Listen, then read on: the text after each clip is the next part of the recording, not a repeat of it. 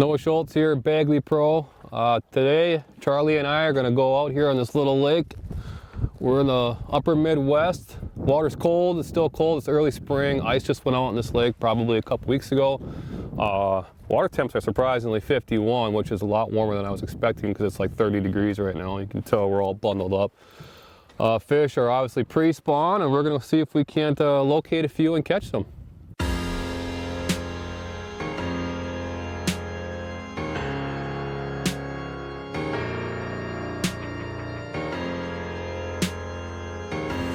So early spring here, water's cold, it's cold, I'm cold. We're trying to fish. There's a big muddy lake here, there's some hard spots here and there, kind of dotted all over this lake. And these fish are coming up out of these mud flats here, coming up to these little rocks and these little hard spots here. I'm assuming for warmth or to feed, or probably both. These rocks hold heat a little bit better than the rest of the lake does. But they're coming up here and they're feeding on these little rock spots. And that's kind of what we're targeting right now. If you take a look at the 360 here, in the Mega Live, I got the Mega Live in landscape mode.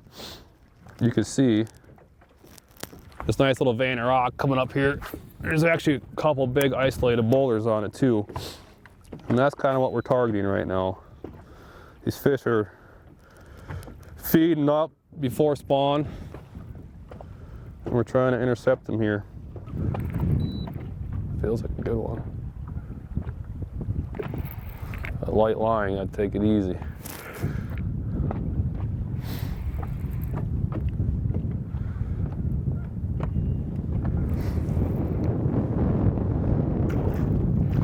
Nice one. Oh boy, I'm gonna get a hook in the hand if I'm not careful.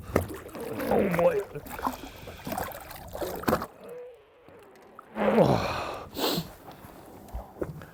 Just swatting at it.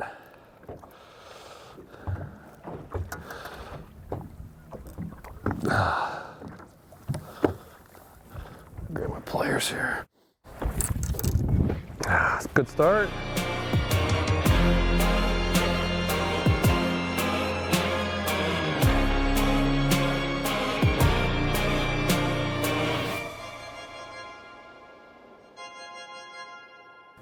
So today we're fishing pre-spawn fish, some dirty water, cold water. Water's probably gonna be in the 50s most of the day, low 50s, high 40s. And when I'm fishing pre-spawn, I love to throw the shallow Sunny B here. And I love the cooked craw color. It's probably one of my favorites, kind of go-to. Red craws are real popular in the spring. A lot of people talk about it, a lot of people fish them. And it's kind of one of my confidence colors in the spring.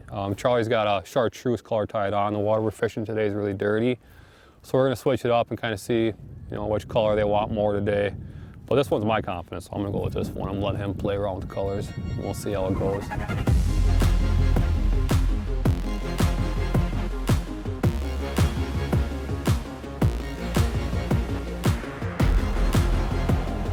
The biggest reason why I like these shallow Sunny B's, especially in the spring, is these fish are pre-spawn, they're moving up, they're coming up shallow, the sun's out today. There's one or two reasons they're gonna be up shallow. Number one, they're gonna be up here to get, sunbathe, get the warmth of the sun, and they're gonna be up here to eat, pre-spawn and feed up before the spawn. So a lot of these fish tend to push up shallow, especially later in the day as the sun gets up and the water starts to warm up. So the shallow Sunny B is just a dynamite bait when these fish are pre-spawn and the water is really cold, because it's got a nice tight subtle wiggle. It's not a big wide obnoxious crankbait like you would tend to use in the summer or something like that. These fish are lethargic. They don't want something in their face, loud, crazy. They want something subtle, nice and tight, quiet. There's no rattles in this bait. So it's not an intrusive bait. It just comes through the water. It's just a nice little tight shimmy, and it's just a quick little easy snack for these fish to grab. And it's just a fish catcher.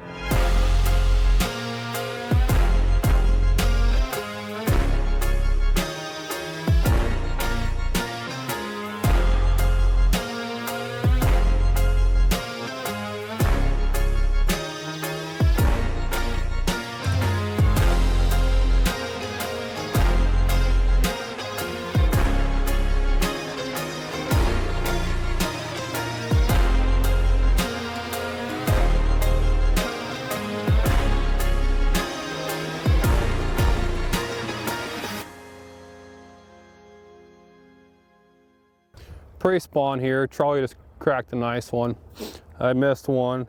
And kind of what we're looking for right now is we started off fishing a little bit of rock. We caught a few fish doing that, some smaller fish, one nice one. And now the water temps are creeping up. They're in the 50s, probably 51.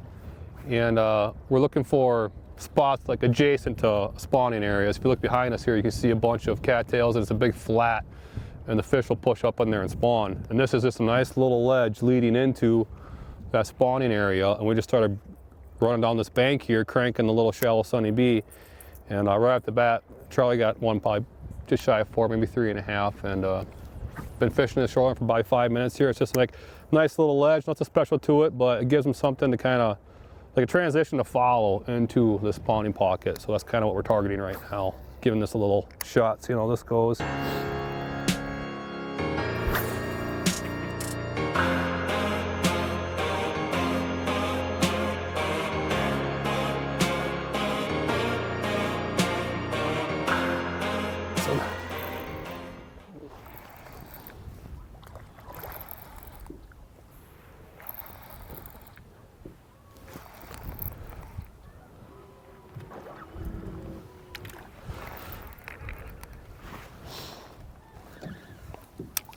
Ooh. I got a 10-pound test, so it's hard to tell if they're big. Feels good. Not bad. Not a giant, but 3.5 probably.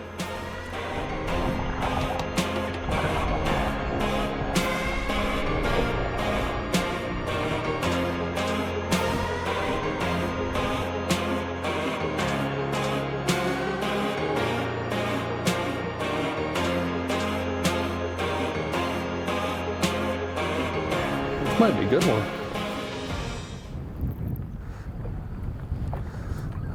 That's a nice one.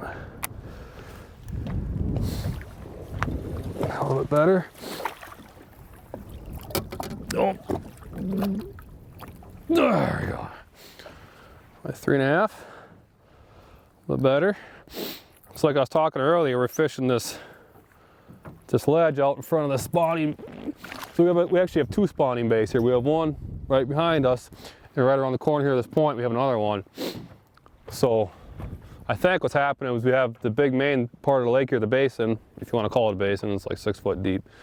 But they're coming up here and they're following this edge in there and in there, and we're intercepting them here. And what we're noticing on like the Mega Live is we're seeing wolf packs of them. And if we catch one, we usually catch 1, 2, or 3, right? This, boom, boom, boom. And then we'll go a little bit further, and if he cracks one, I'll throw right in where he caught one, and I'll catch one. And they're wolf pack, and we're getting them in groups right now. And that seems to be the trend here in the pre-spawn, is they'll go in packs and they'll move in groups of fish. Will move along these edges, working their way into the spawning bays, and we're just trying to intercept them. So far, we found a few. I always gotta look for the bigger ones, 4s and 5s. We're getting lots of 3s.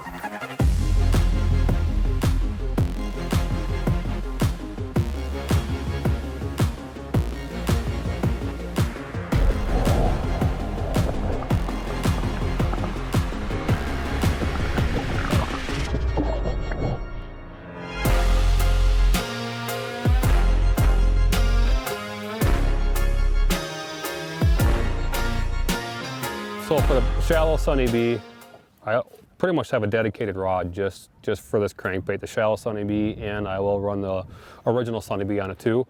It's a 7-foot medium cranking rod. It's got a glass tip to it, and it's a nice big moderate bend. So the rod loads up so I can whip this little crankbait, because it's a really light crankbait. So it's nice to have a softer rod to get that whipping action and get it out there. And I pair it up with a nice bait casting reel. This is where I spend a little bit of money on a good setup, because it just makes it easier to efficiently fish these smaller crankbaits, these finesse style crankbaits. So I got a nice reel. 7 to 1 is what I prefer. Some guys like the 6.6. I'm more on the lines of 7 to 1.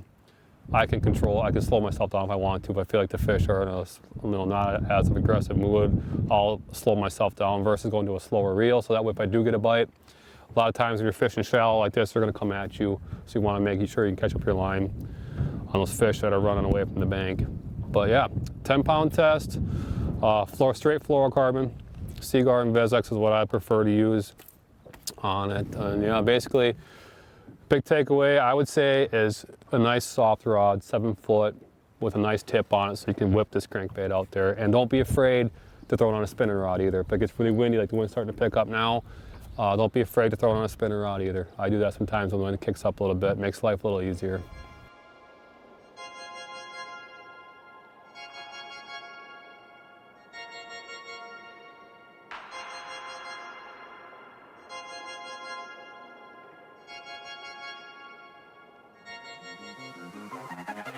Another good tip here for these, for any of these Bagley crankbaits, or any balsa crankbaits in general, is you gotta watch out. You gotta tune them sometimes. If you catch a big fish, or you get hung up on a log, or you get a snag and you're popping it out or whatever. So if you're watching your crankbait and it's coming through the water, a little crooked to the left, a little crooked to the right, it's a really easy adjustment. You hold your crankbait at you, and if it's coming to you and it's turning to the left, you just take the eye tie here. All you do is just bend it just a little bit, a hair to the right, and it'll correct it or get it running straight again. So pretty much the best way to remember it, how I remember it, the crankbait is turning to the left as you're reeling it in. You want to turn your eye to the right. Just a hair, it doesn't take anything at all.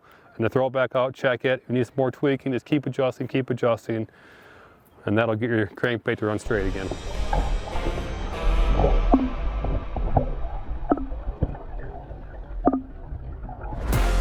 That's a jumbo.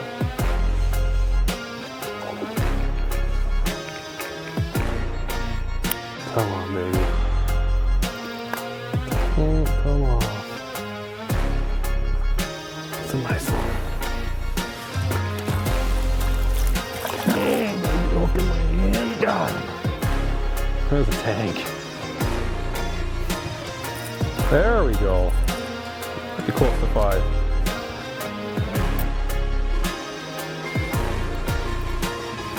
Think he'll go 5? 4 3/4.